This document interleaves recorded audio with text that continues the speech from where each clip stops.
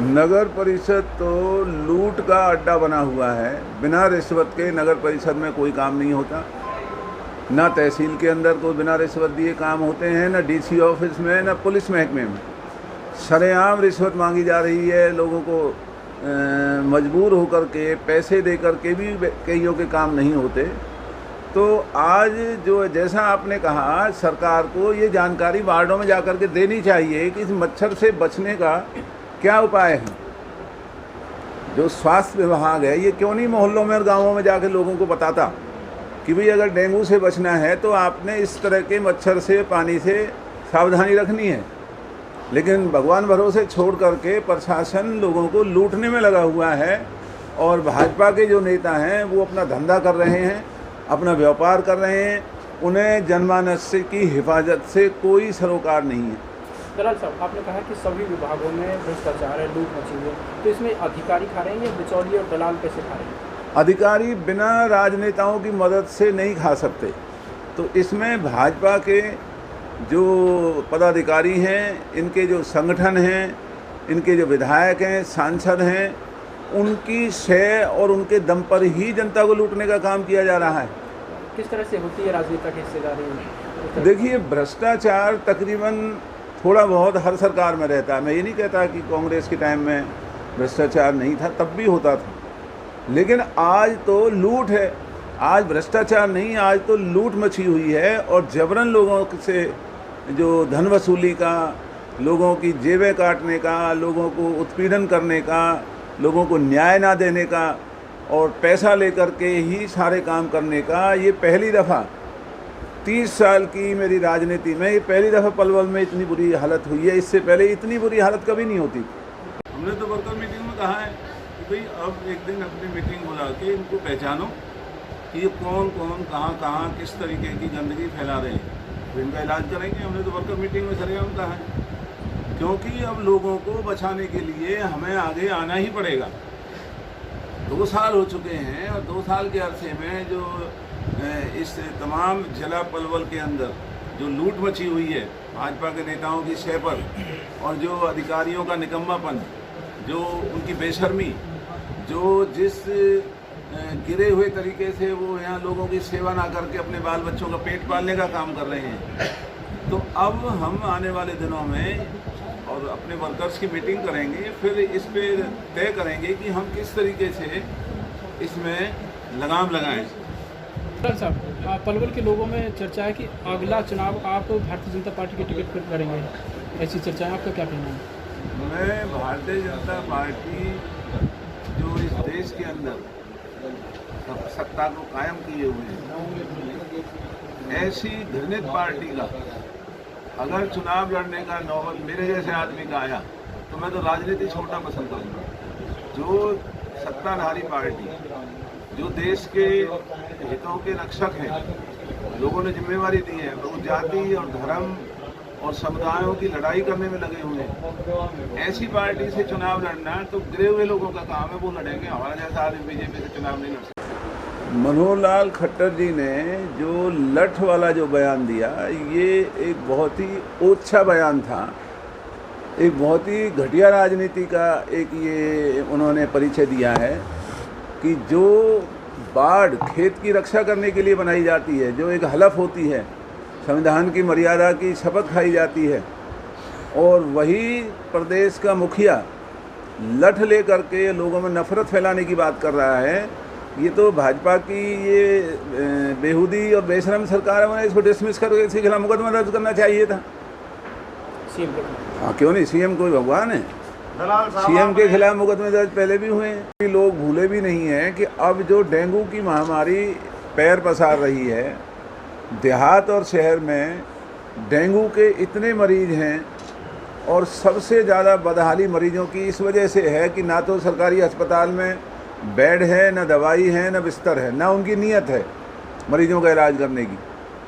और सरकार की मिलीभगत है तो प्राइवेट जो डॉक्टर हैं उन्होंने लूट मचा रखी है, मनमर्जी के पैसे। जैसे कोरोना में सरकार ने कानून तो बनाया था कि भाई कोई मरीज़ अगर कोरोना का होगा तो उसकी ये रेट लिस्ट होगी, इस डेंगू में तो ये भी नहीं किया इन्होंने। हालांकि वो भी नहीं मानी थी प्राइवेट अस्पतालों ने। तो आज इसका जो डेंगू सबसे ज़्यादा हमारे इलाके में है, उसका कारण है कि एक तो नगर परिषद और पंचायतों के चुनाव ना होने की वजह से इनकी दयनीय हालत है। न गांवों में सफाई है, न शहरों के वार्डों में सफाई है, और गंदगी के ढेर लग रहे हैं। प्रणाम गुरु जी। गंदगी के ढेर लग रहे हैं चारों तरफ, उसमें मच्छर पैदा होता है, और ये एक भयंकर मच्छर है जिसके काटने से डेंगू की बीमारी फैलती है। तो इस सरकार पर हमारा ये आरोप है कि ये सरकार जनमानस की बिल्कुल भी न लिहाज कर पा रही है, न उनका देखभाल कर पा रही है। उल्टा साजिश के तहत लोगों को लुटने के लिए भगवान भरोसे सरकार और प्रशासन छोड़ रहे हैं। ना जिले का डिप्टी कमिश्नर, ना कोई और अधिकारी किसी भी गांवों में जा कर के या शहर में दौरे कर रहा है, सफाई क्यों नहीं है या इलाज क्यों नहीं है या मच्छर मारने का कोई दवाई का छिड़काव या उसकी कोई रोकथाम। और जो अस्पताल के अंदर प्लेटलेट की जो मशीन, जो बहुत पहले यहाँ जब मैंने अस्पताल बनाया था सब मशीनों का बंदोबस्त किया था, मशीनें आई पड़ी हैं, और बड़े दुख की बात है कि वो मशीन आज तक भी ये चालू नहीं कर पाए। जैसे कोरोना में जो ऑक्सीजन के जो सिस्टम था, वेंटिलेटर्स, वो पड़े रहे और चालू नहीं किए गए। वही हालत आज डेंगू की इस पूरे ज़िला फरीदाबाद पलवल में बनी हुई है।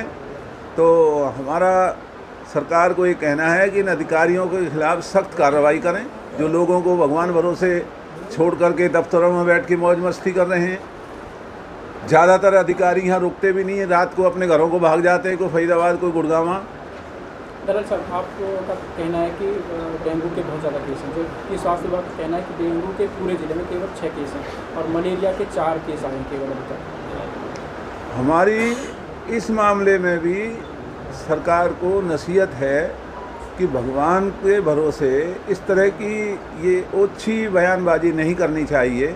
एक बीमारी फैल रही है, आपने कोरोना में भी इन्होंने वही तथ्य छुपाने की कोशिश की, और आज डेंगू में भी ये तथ्य छुपाने की कोशिश कर रहे हैं।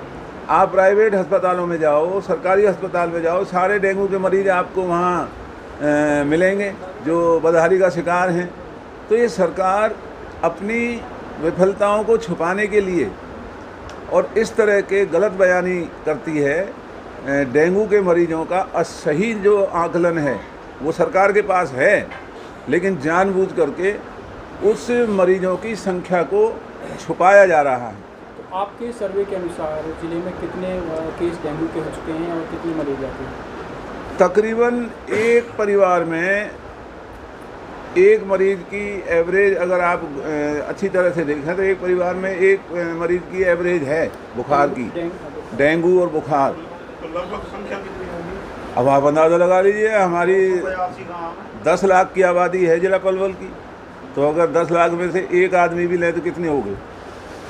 और सबसे बड़ी दुख की बात यह है कि अच्छे अच्छे लोगों को फरीदाबाद पलवल में बेड नहीं मिल रहे हैं। जब सरकार को चेताया गया कि भाई तीसरी लहर आने वाली है और इसमें सबसे ज़्यादा प्रभावित बच्चे हो रहे हैं, और इस ज़िले में कई बच्चों की मौत भी हो चुकी है, उसके बावजूद भी सरकार ने संज्ञान नहीं लिया। और बड़े दुख की बात है कि इन दोनों ज़िलों के 36 बिरादरी के लोगों की वजह से आज हरियाणा में सरकार है, लेकिन इन दोनों ज़िलों की ही बदहाली सबसे ज़्यादा है। सरकार यहाँ के लोगों को अहमियत नहीं दे रही है, जानबूझ करके लोगों के हितों पर कुठाराघात किया जा रहा है, और इस इलाके के लोगों को प्राइवेट अस्पतालों में लुटने के लिए मजबूर किया जा रहा है। और प्राइवेट अस्पतालों की भी नौबत अब ये है कि वहाँ भी बेड नहीं उपलब्ध होते हैं। ऐसा बता रहे हैं उनकी तो चांदी है, वो क्यों मना करेंगे? नहीं, अब मरीजों की संख्या इतनी बढ़ती जा रही है कि उनके भी ये अब बात आने लगी है कि भाई कहीं और ले जाओ। उनकी तो कमाई है, कमाई के लिए क्यों मना करेंगे? नहीं, लेकिन बेड तो उन्हें देना पड़ेगा, बेड नहीं है। आप फरीदाबाद में किसी भी अस्पताल में जा कर के देखें, मेरे पास कईयों की सिफारिश आई जी हमें प्राइवेट में बेड दिला दो। नहीं, अब इस किल्लत के बाद आपकी पार्टी है, आप लोग क्या करेंगे? आप देखिए, पार्टी तो सरकार हुआ करती है, हम सरकार को, लोगों को चेताने का काम कर रहे हैं। जो ये सरकार ये समझती है कि भाई लोगों को पता नहीं है या प्रेस को पता नहीं है या ये तथ्यों को छुपाने में कामयाब होंगे, तो हम अपना काम कर रहे हैं। काम तो सरकार को ही करना है। हाँ, अगर सरकार को हमसे किसी तरह की कोई ज़रूरत है तो हम मदद करने के लिए तैयार हैं, लेकिन इस सरकार को लोगों के स्वास्थ्य से कोई लेना देना नहीं है। और यही वजह है कि कोरोना काल में भी बदहाली हमारे इलाकों की सबसे ज़्यादा हुई, और अब डेंगू में भी बच्चे, बुजुर्ग, माताएं, बहनें और बहुत बुरे हाल से गुजर रहे हैं। सरकार को संज्ञान लेकर के तुरंत ये अधिकारियों के खिलाफ कार्रवाई करें और अधिकारियों को हर वार्ड में भेजें, गांवों में भेजें, सफाई व्यवस्था को लागू करें। आप सभी सर्वोदय टीवी परिवार के दर्शकों को नवरात्र के पावन पर्व के अवसर पर ढेर सारी शुभकामनाएं। नव देवी आप सभी के स्वास्थ्य और सभी के कारोबार पर आप सभी को सुख, शांति और समृद्धि प्रदान करे। और हाँ, अपने क्षेत्र की खबरें देखने के लिए सर्वोदय टीवी चैनल को सब्सक्राइब करें, फेसबुक पर लाइक करें और जुड़ें सर्वोदय टीवी परिवार के साथ। नमस्कार। हमसे जुड़े रहने के लिए हमारे YouTube चैनल को सब्सक्राइब करें और नई वीडियो की नोटिफिकेशन के लिए बेल आइकॉन को दबाएं। अगर आप ये वीडियो Facebook पर देख रहे हैं तो लाइक जरूर करें और ज्यादा से ज्यादा शेयर करें। धन्यवाद।